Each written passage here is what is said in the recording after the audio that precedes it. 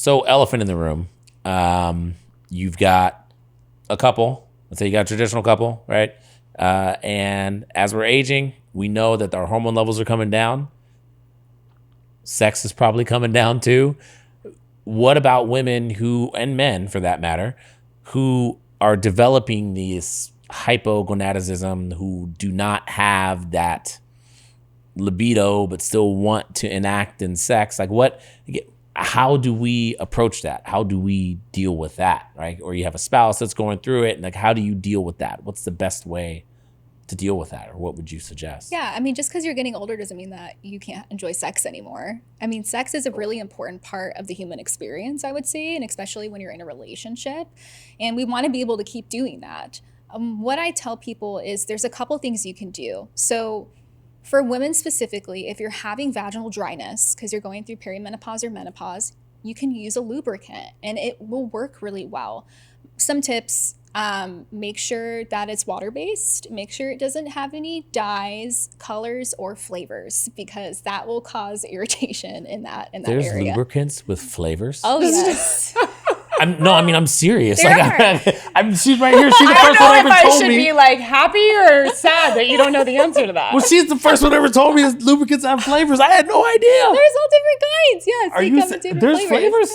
Yes. Give me a flavor. Strawberry. Oh my gosh! Right. First and foremost, They both said strawberry. That is very scary. Oh my! I swear, I had no idea about this. Oh, That's goodness. interesting. Okay. all Yeah, right. yeah. So just be mindful about what you're putting in your privets, as I would Yeah. say, because your vagina is a self-cleaning mechanism, and so it'll clean itself out, But don't use any weird powders or like washes or scrubs that are supposed to balance your pH. No, none of that. No red dye in your vagina. No red dye 40 in your vagina. Oh goodness. But yeah, I mean, we're laughing about it, but it's the reality of it. Like that's the thing, is we got to think about this. We got to talk about it. Well, and to circle back and bring a little seriousness to it, Yeah. because it is a really important topic. I think that women get to that age, and correct me if I'm wrong, but I think that there's like a misconception that women just don't want to have sex anymore.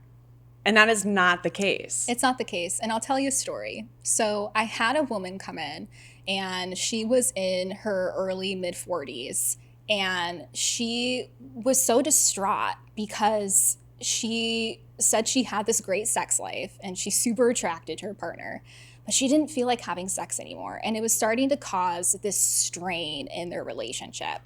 And she thought that maybe there was something wrong with her, like something wasn't working the way it was supposed to, something wasn't. She was going through perimenopause, right? She was having a hormonal shift.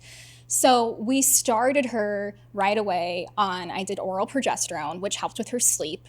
And then we gave her a low dose vaginal estrogen cream. And within a week, she called me and was like, "Girl, I don't have that problem anymore. It's fine. I feel great. My sex drive is up. I don't have vaginal dryness, so I'm not having painful sex." And that's the thing is, I know this is so scary. We're talking about all these different hormones and all the doom and gloom of being a woman and going through these transitions, but these things are fixable. They're fixable. There's low risk, and they work well. You just have to find somebody that will listen to you and work with you and grow with you and find those solutions.